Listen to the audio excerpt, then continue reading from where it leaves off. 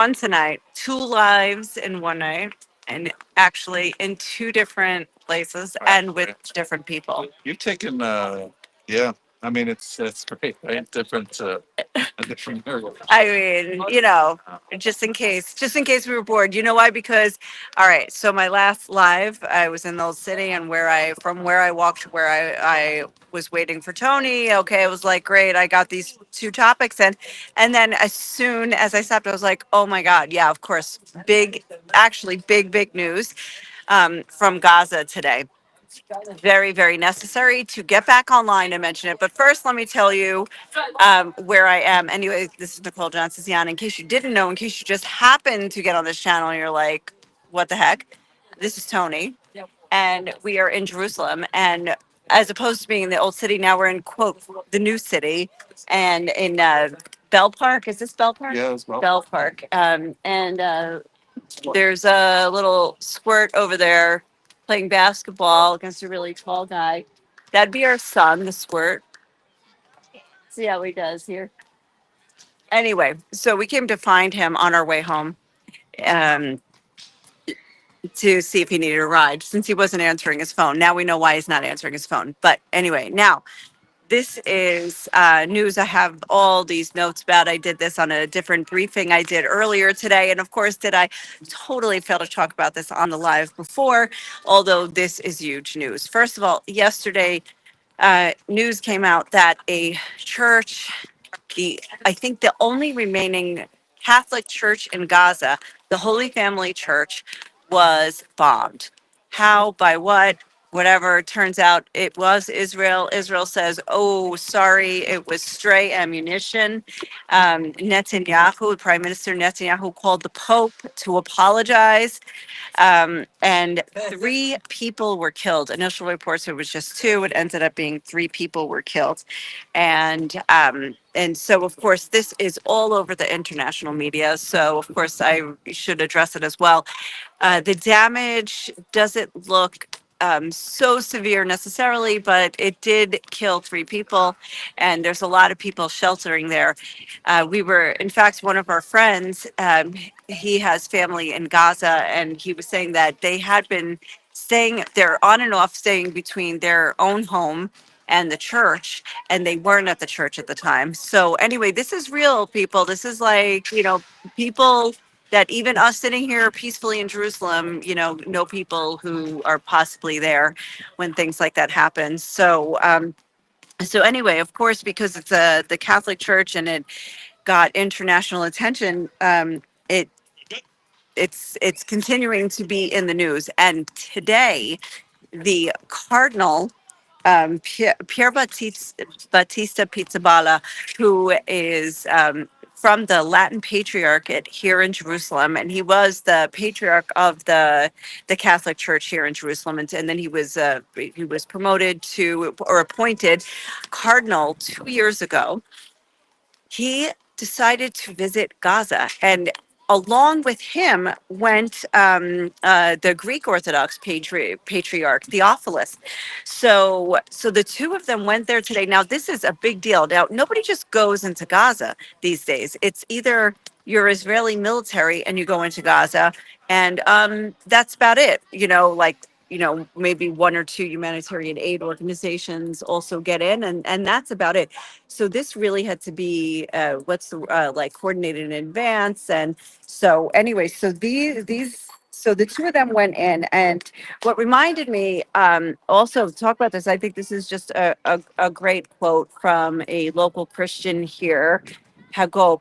I saw his Facebook post and I just wanted to read it, where he says, two great leaders standing firm alongside their people in times of catastrophe, leaders who do not merely speak, but who listen deeply to the cries of their communities, who mourn with them, love them, embrace them, and uphold them with dignity and compassion. They are spiritual shepherds who do not retreat in the face of danger, but walk courageously into the heart of suffering. Their decision to enter Gaza amid an ongoing war, particularly in the aftermath of the direct attack on the Latin Patriarch Parish or the Latin Parish Church, is not only commendable but deeply inspiring. It is an act of faith, solidarity, and moral clarity. In moments like this, their presence becomes a living sermon. I hold the utmost respect for their courage, wisdom, and guidance during these catastrophic times. There are many who could and should learn from their example. And then he has a scripture here, Jeremiah 3:15.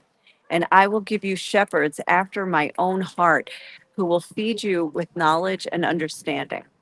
So anyway, um, that's actually a reflection of also how people view um, Pizzaballa, the Cardinal Pizzaballa here in Jerusalem, that he really is a shepherd of the flock. But I mean, for him to go to Gaza and also the Greek patriarch to go to Gaza, like it was written here, I mean, this is a war zone.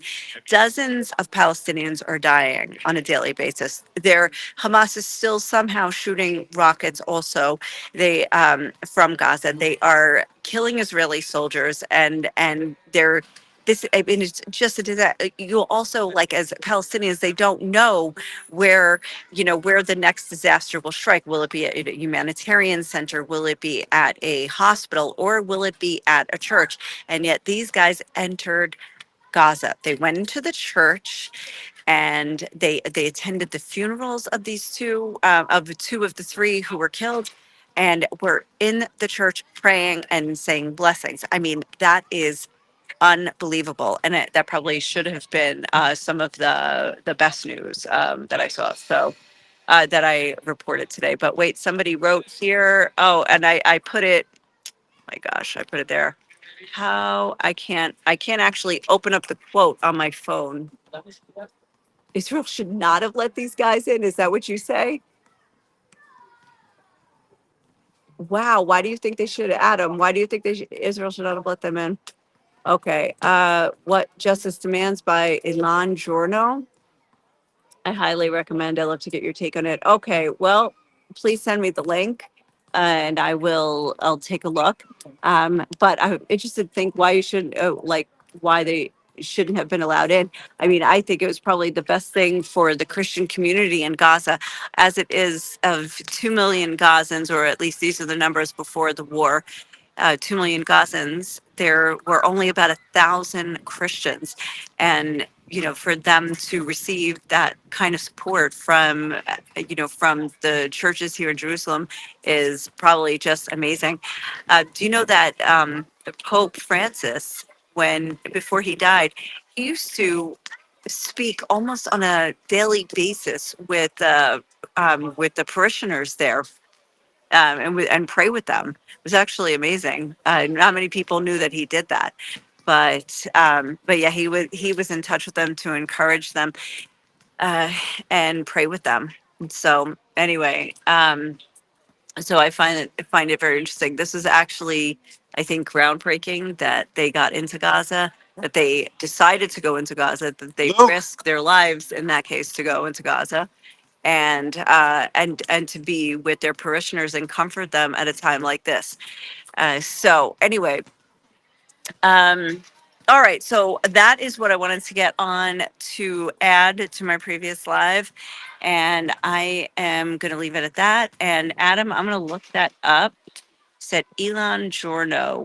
Um, what justice demands. Okay, I'll look it up and comment on the next live. All right. Thanks very much for